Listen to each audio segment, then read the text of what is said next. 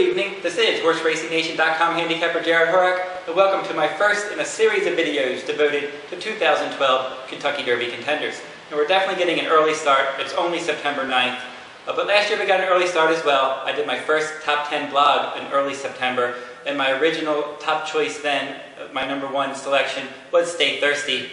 Stay Thirsty got a little bit of a slow start. He did win the Gotham Stakes this year, but then he struggled in the Kentucky Derby and in the prep race, the Florida Derby before that, and then he started putting it together. He finished second in the Belmont Stakes, and then he won the Jim Dandy and the Travers, and he's up for 3-year-old honors. If he can continue on this path, he could win the champion of 3-year-old. So it was good that we were able to tab him at such an early juncture of his 2-year-old campaign. Let's see if we can do more of the same this year.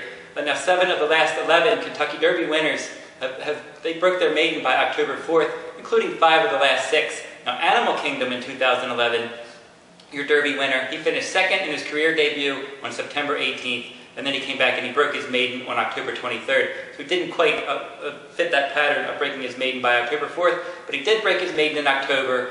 He started his career before that. So most likely you're looking at a horse that's going to win the Kentucky Derby in 2012, maybe already started the career, and probably going to earn the diploma sometime, at least in the month of October, if not beforehand.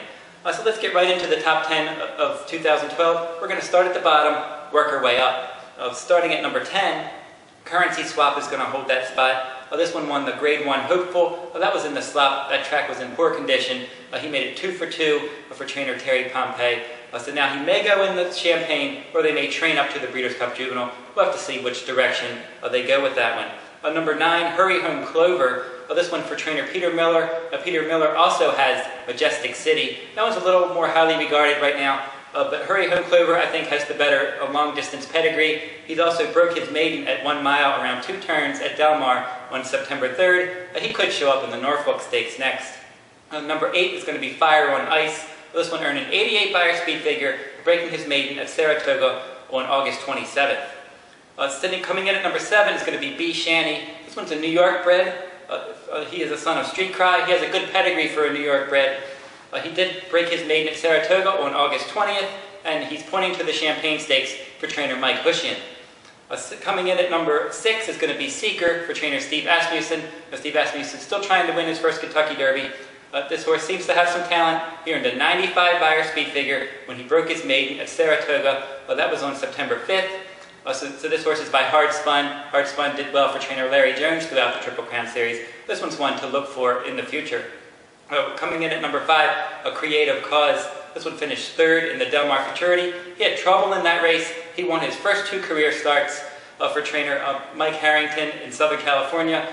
This one out of Giants Causeway, definitely bred to get better as distances increase. So it is a little bit of a surprise that he's done so well. So early in his career in these sprints, he may continue to develop because he has that nice route pedigree. Coming in at number 4 is going to be Drill for trainer Bob Baffert. This one's a son of lawyer Ron. He finished first in the Del Mar Futurity. He rallied on the outside. A nice professional effort.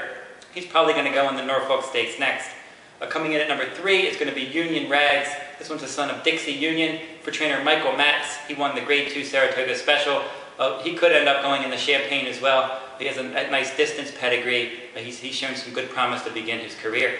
Coming in at number 2 is going to be Secret Circle. This one's for trainer Bob Baffert as well. This is the second Bob Baffert trainee I have in my top 10. I like this one's debut. That was on July 23rd at Del Mar. Just won easily. He's a son of Eddington. Eddington in 2004 was up in the Triple Crown Trail where he ran well in the Preakness, and I think he finished 3rd, a distant 3rd in the Preakness, and then he was competitive in the Belmont Stakes. I liked him that year. I was always a big fan of Eddington, so it's good to see this horse get off to a good, promising start, and I expect him to get better as distances increase. And then right now, my first number 1 top 2-year-old is going to be Alpha. This one's a son of Bernardini for trainer Kieran McLaughlin. At Saratoga on September 3rd, this one easily graduated at 7 furlongs. It's not easy to win first time out at 7 furlongs. This one from Darley Stable. Excellent pedigree on the dam side. Bred to run all day. Bernardini, a hot young sire. He's got the right connections, Kieran McLaughlin. And this one's going to go in the Champagne next, most likely. He's got a ton of upside, and we'll have to see how he does.